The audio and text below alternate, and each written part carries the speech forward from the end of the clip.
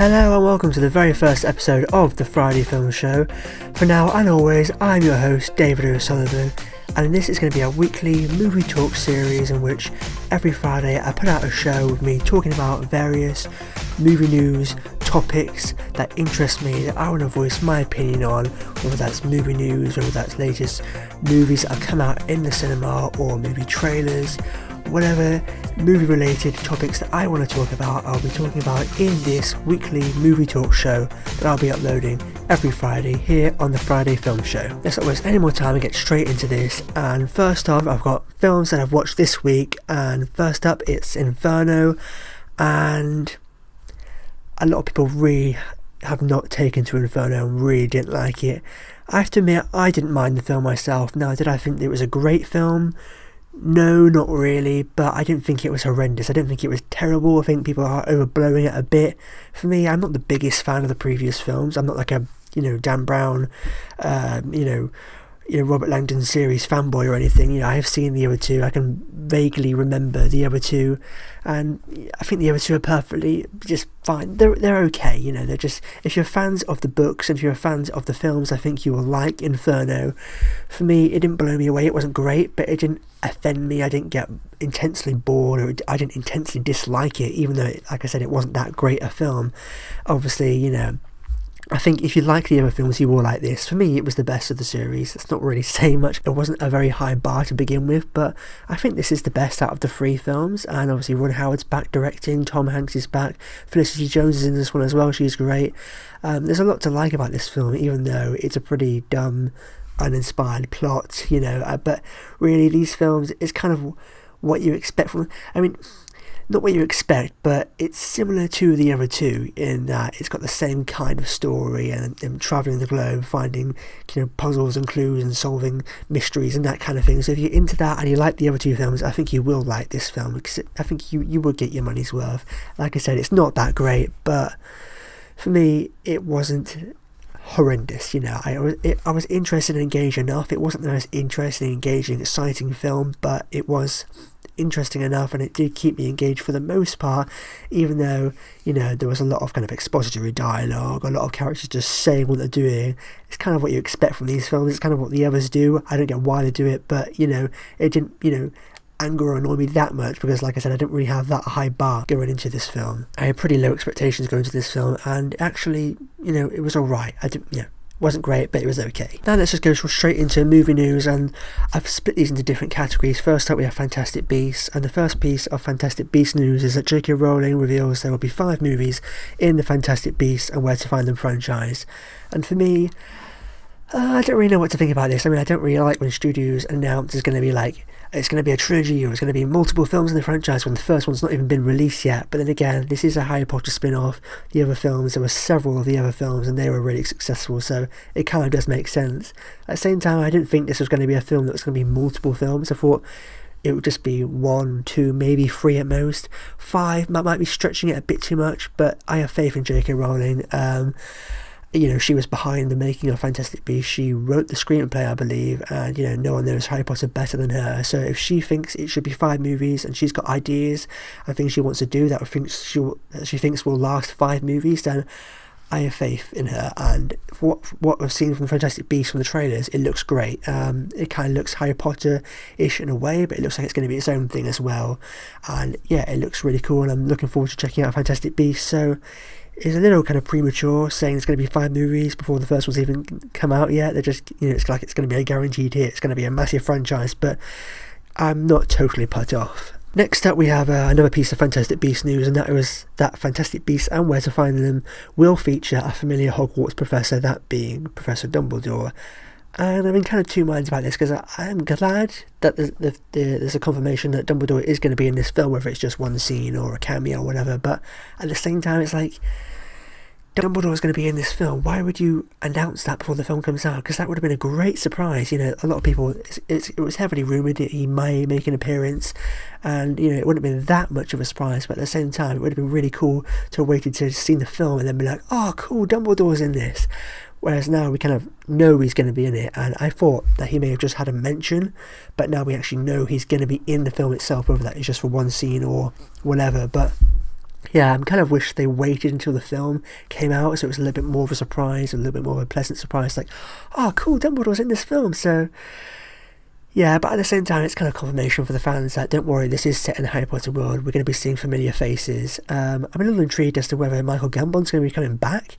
You know, if they're going to like de-age him or whatnot, because he's going to be much younger in this, obviously, or whether they're going to get a brand new young actor to play a younger version of Dumbledore. I don't know. I'm intrigued to see what they're going to do there. But yeah, so that was the news on Fantastic Beasts this past week, and then we're going on to DC movie news now. I've got a few items of movie news here. The first being Wonder Woman related, and that is Wonder Woman.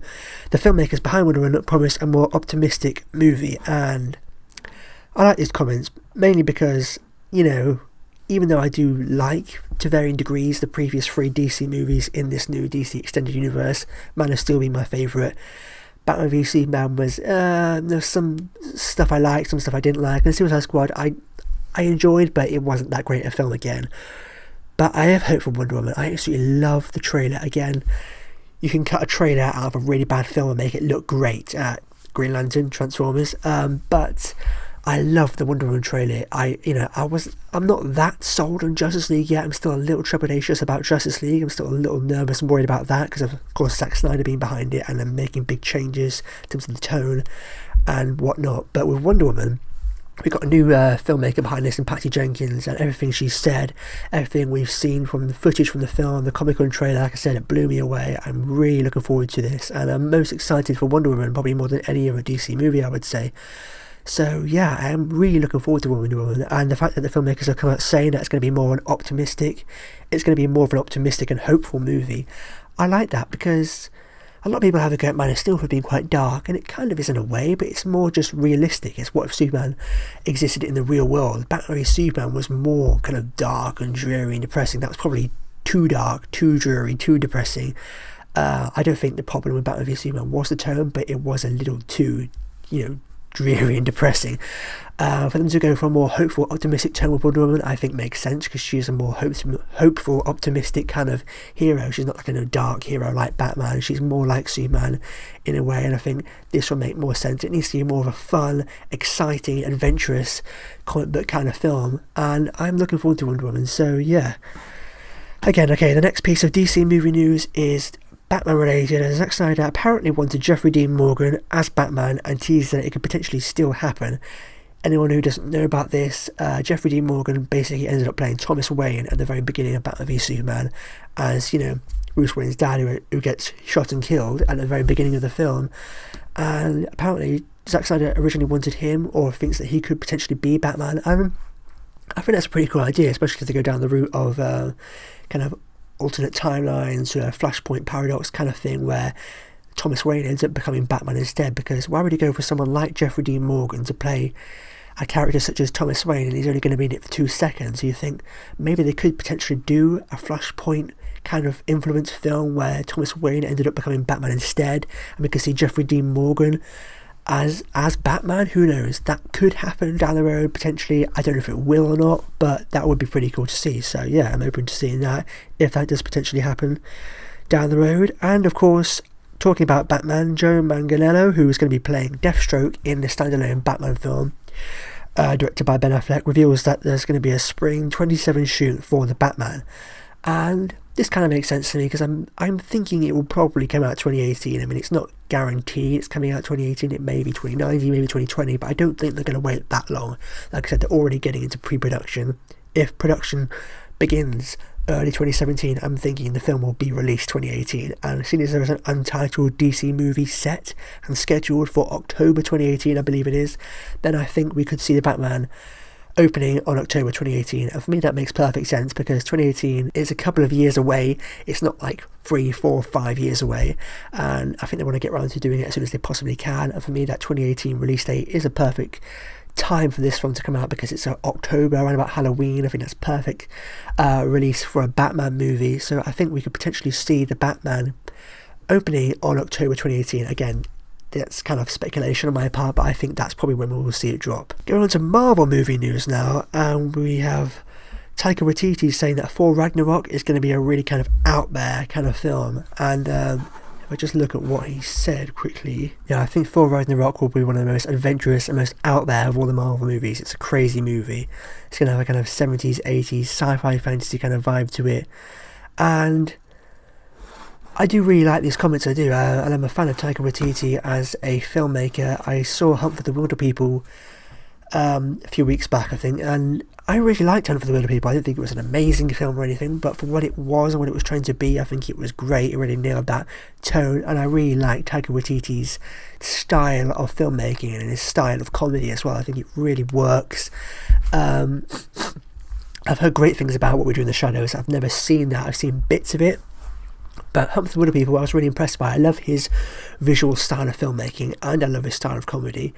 And I think that kind of style and that kind of tone will work well, surprisingly, for a Thor movie, I think, because, you know, I think Thor needs some kind of energy and kind of in this film. You know, the previous two, I think the first one was pretty good, the second one wasn't very good, but I think Taika Waititi will be able to bring a really great sense of fun, energy and dynamism in his direction, and with comedy there as well. And the thing about his comedy is, it's not completely ridiculous. Hunt for the Wilder People is quite over the top and out there, but it's still got that grounded real world feel to it, that you can believe this could happen. It's quite an over the top crazy concept, these two, this older guy and this little kid going off on the run from the authorities in the jungle, but the way he does it, you can buy into it and you believe in the relationship, and the comedy really works. So I think he's actually a really good fit for Thor Ragnarok. It seems a little odd, but, you know, I've judged these things before, like when the Russo brothers were announced as the Captain America Winter Soldier directors. I was like, oh my god, it's going to be a comedy, it's going to be a complete joke,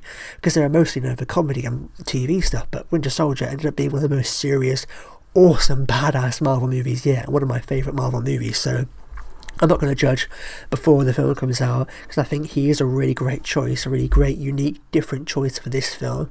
We saw what Joss Whedon was able to do with Avengers, we saw what James Gunn was able to do with Guardians of the Galaxy, the Russo brothers with Captain America. Hopefully Thor and Taika Waititi will be the perfect fit for a Thor movie, so I'm excited to see that crazy, off-the-rails, sci-fi, fantasy movie with Thor and Hulk. I think it will be great, so yeah, I cannot wait to see that. And the final piece of Marvel movie news here, actually, I lied, 2 pieces of Marvel movie news here. First up, Doctor Strange, and Marvel confirms that Dan Harmon made the film funnier. If you don't know about this, apparently Marvel got Dan Harmon in there to make some changes to the script and kind of punch it up a bit and make it a little bit funnier. And I'm in two minds about this, because I think it was a good idea in a way, because I wouldn't have wanted a really ultra serious, dark Doctor Strange movie, but I would have preferred if it was less humorous than the other Marvel movies. Like, that's what I like so much about Winter Soldier. It's a different kind of tone and vibe to the rest of the Marvel movies. It is more serious, it is more dramatic and hard hitting and intense, and there's less humour in there. But I feel like Marvel has kind of changed that a bit and have tried to make it more funnier, which I'm not necessarily against, because I love the trademark Marvel movie humour and fun, and I think that will work for a Doctor Strange movie. And even though I probably would have preferred a more serious Doctor Strange movie, at the same time it's quite an over-the-top, outlandish kind of character in terms of his powers and the whole concept of it all. And I think by putting the humour in there, Marvel are trying to make it more relatable for the audience. I think that's what they're trying to do, for the general audience anyway. For the hardcore comic book fans, they probably wouldn't need that, but for the general audience who aren't really aware of the character of Doctor Strange and his story and the whole concept and everything about Doctor Strange, I think they will need the humour in there to kind of ground it a bit, help ground it and make it more relatable for them, so they can really relate more to the character and the story. I think that's why Marvel have decided to put more humour in there. They don't want it to be too serious. They don't want audiences to be kind of put off by it. They want to be able to they want audiences to be able to engage with it more and be able to relate to it more, and I think that's why they've decided to put more humour in there and interject more humour into there. And I think Dan Harmon was a good choice to do that, and I think it will be good fun. I'm looking forward to seeing Doctor Strange. I'm going to be seeing it next Tuesday. It's coming out here in the UK, and I'm so looking forward to seeing Doctor Strange. For the visuals, just for the Benedict Cumberbatch as Doctor Strange. I'm really looking forward to seeing it. So yeah, I cannot wait for Doctor Strange. And finally, this isn't really Marvel Studios, but it is Marvel in a sense, and that is Deadpool. And the domino shortlist for Deadpool 2 has been revealed, and it includes Mackenzie Davis, Ruby Rose, Eve Houston, Lizzie Kaplan, Mary Elizabeth Winstead, Sienna Miller, Sophia Patella, Stephanie Sigmund, Sylvia Hoeks. There might be a couple of other names there that I miss, but those are the majority of the names that are up for Domino for the role of Domino in Deadpool 2, and first off, I'm really glad Domino is going to be in Deadpool 2. I'm not overly familiar with her as a character, but I'm aware of who Domino is, and I'm really glad they're deciding to put Domino into Deadpool 2, because as much as I love the first Deadpool, they couldn't put that many characters in there. It was more of a kind of origin story for the character Will Wilson. But I'm glad they're putting more characters into the sequel now, like Cable, like Domino, some fan favourites here that often appear with Deadpool in the games and the comics, and I like a lot of these names as well. Some that stand out, obviously Mary Elizabeth Winstead, I think is really great. She's appearing in so many films, so many quite different types of films, and delivering great performances in each of them. Obviously we saw her in 10 Cloverfield Lane earlier on this year. I think she was great in that, the standout of that. She really surprised me in that. I think she was great. And she often pops up in smaller roles in other films here and there. She was in Swiss Army Man briefly as well, and I didn't realise that was her until the last minute. And yeah, I think she's a great, really diverse actress as well. She would probably be my choice, but then again, any of these actresses I think would do a great job. Sophia Boutella's doing great. She was in Starship Beyond, obviously. But I also like Lizzie Kaplan being up there as well, because even though I wasn't the biggest fan of Now You See Me 2, I really didn't like Now You See Me 2. I like Lizzie Kaplan. I think she could be pretty cool in that role, but my choice would probably be Mary Elizabeth Winstead. But yeah, any of these names, they're all great. I don't think they'll all do a great job. So yeah, on to just other movie news in general. I'm going to go quick fire on these because there's a lot of these here, and I'm not that, some I'm interested in more than others. First up, the Lion King movie hires Catch Me If You Can screenwriter, and that's good for me. Hang on, let's look at the Catch Me If You Can screenwriter just for a second here. I want to make sure I'm talking about the right guy. Jeff Nathanson. Okay, I was thinking of someone else, but still, Catch Me If You Can is probably one of my favourite films. It's a great, Spielberg film, and it's probably one of my favourite kind of true story biographical films. It's not like a biographical, dramatic kind of thriller film, but I do really like Catch Me If You Can. So the screenwriter for Catch Me If You Can doing Lion King, yeah, why not? I think that's pretty cool. And next up, John Turturro and John Goodman are confirmed with Transformers last night. And, I couldn't really care less. I'm not really a big fan of the Transformers movies. I thought the first one was alright. The second one wasn't good. Third one, I just about got through the trilogy, but that third one, oh my god, it got tedious towards the end. That final battle that just kept going on. And as soon as that film finished, I was like, I am done with Transformers. I didn't see the fourth one in the cinema. I did get around to seeing it in the end, and it was, oh my god. I thought maybe this could be something different. Maybe this could be good. Getting back on track, getting better. But it was just as bad as the third one, if not worse. Like, it went on, and I was like, oh my god, what the hell is Michael Bay doing? But quite frankly, I don't really give a damn about Transformers anymore. They're going to keep making them because people keep going to see them. They're very popular with audiences. They make billions at the box office. I'm just not a fan anymore. They just lost me. So, I couldn't really care less. John Goodman, great actor. I don't really know what he's doing in Transformers. And John Turturro, I don't get why they keep bringing him back either. It's just becoming a bit of a comedy at this point. I couldn't care less. I'm probably not going to end up seeing it. I might end up seeing it just to see how kind of ludicrous and ridiculous it is. But yeah, I don't really care much for Transformers really. Next up, Shrek 5 hires Austin Powers writer. And I'm kind of a fan of Shrek movies. I grew up with the earlier ones. Primarily the first one's great. Second one's really good as well. The third one's, pretty good. I didn't really care much for the fourth one. By that point, I kind of checked out. I don't like it when these franchises, especially kids movies, I get why they do it, but they make one great film and then they have to keep making them. Sometimes you can get a good trilogy, but then other times they keep making more. I'm like, why do you keep making more? I know why they keep making more, because they keep making money and kids keep going to see them. But for me, they just ruin these brands and these properties by just making more and more films when they don't need to, and they just get worse and worse and worse. Who knows, Shrek 5 might be good. It might put the franchise back on track. Shrek 4 wasn't horrible or anything, but for me, I'm just, I'm not really bothered about seeing more and more Shrek movies. But the fact that they're getting the Austin Powers writer, that could be pretty cool. Of course, Mike Myers was Austin Powers, so that might be a winning combination, who knows, but we'll have to wait and see with that. And next up we have Kevin Costner joins Jessica Chastain and Aaron Sorkin's Molly's Game. I don't really know anything about this in terms of, I don't know if anything's been revealed about what the film is actually about, but Aaron Sorkin, of course, is one of the greatest writers working today. He wrote Steve Jobs, which came out last year, which I absolutely loved. I wasn't surprised. I wasn't expecting to love that movie as much as I did, but it was written so goddamn well. I mean, it was directed well too by Danny Boyle, but it was written, oh my god, so well by Aaron Sorkin. He's just a great writer, so I want to see anything he does. And the fact that he's doing Molly's Game, which is going to be his directorial debut, he's getting two great actors in there with Kevin Costner and Jessica Chastain. Sure, I'll see it. Why not? Next up, there's going to be a Willy Wonka reboot. Apparently is in the works at Warner Brothers with Harry Potter producer.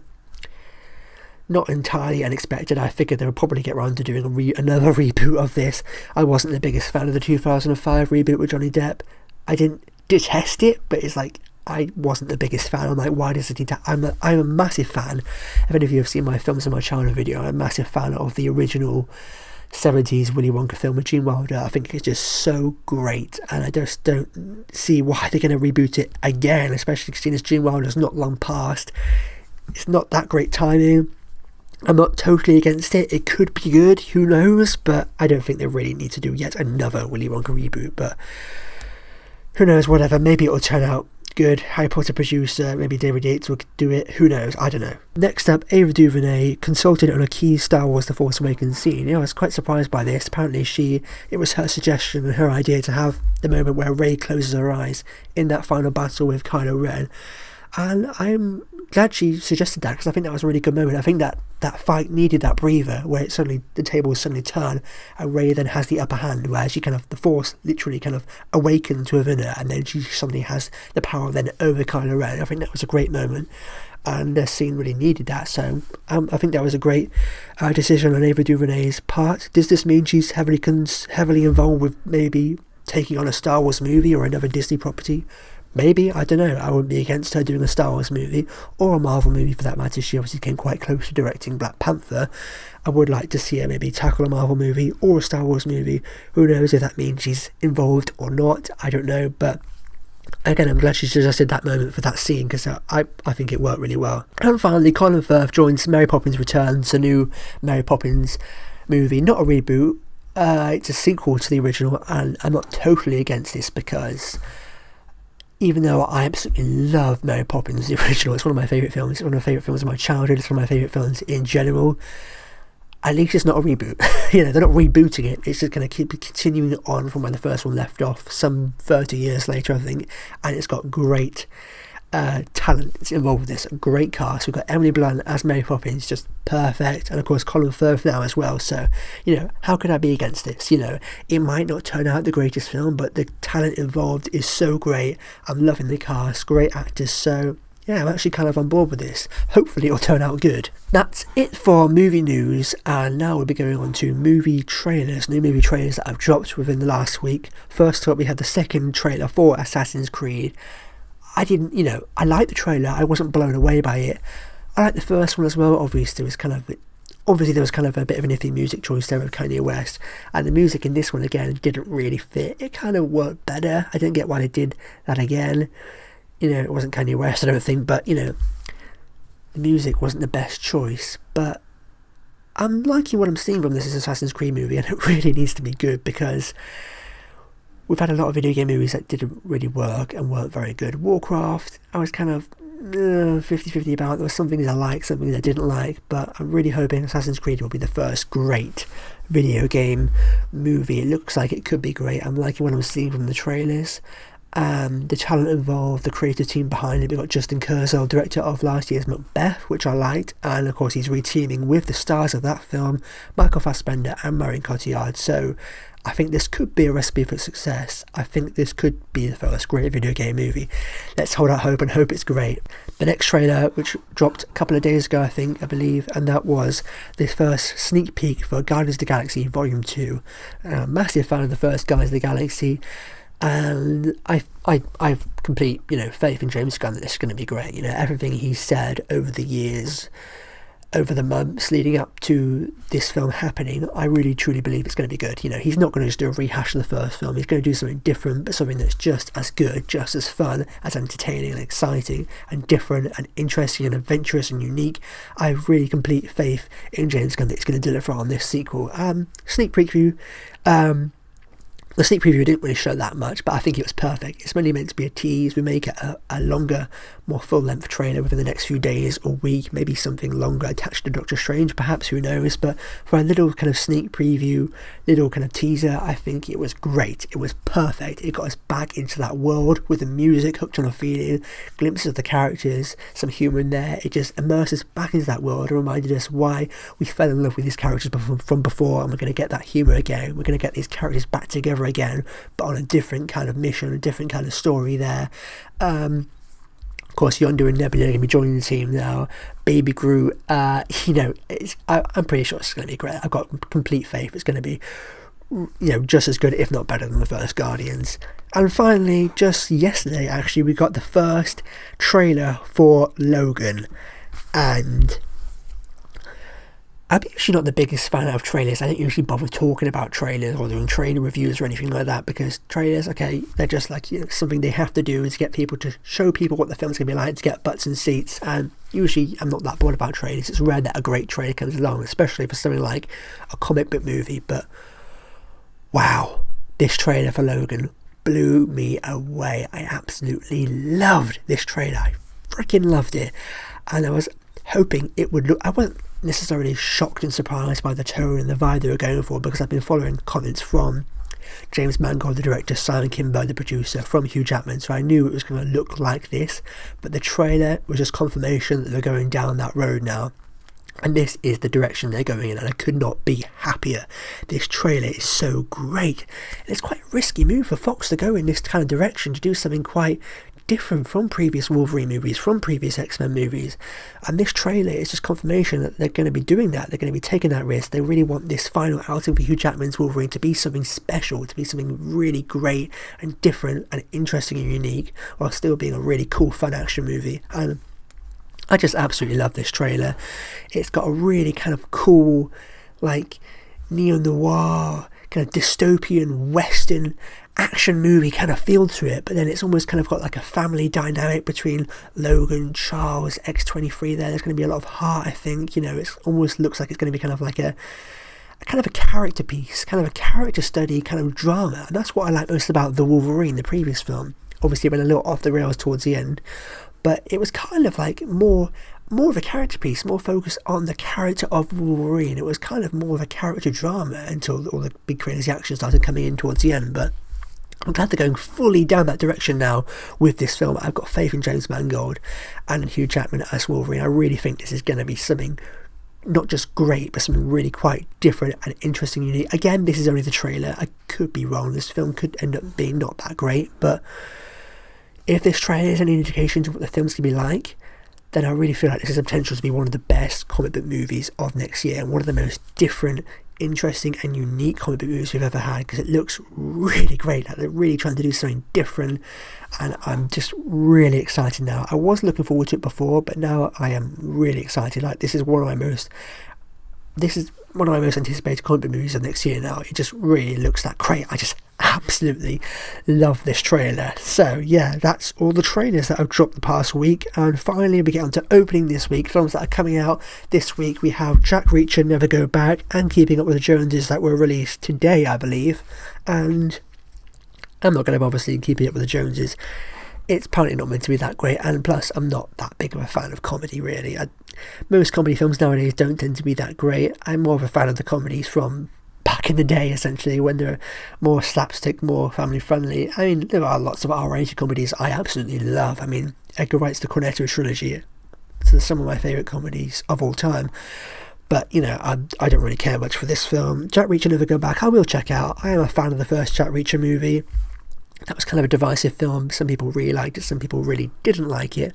For me, I could see why people didn't like that first Jack Reacher movie, because it wasn't your stereotypical generic action movie. It was trying to be, for me, it wasn't really like an action movie. I mean, sure, there's action in there, but what Christopher McQuarrie did with that film that surprised me was that it was almost like a kind of crime mystery drama, but with some action in there, and I like that.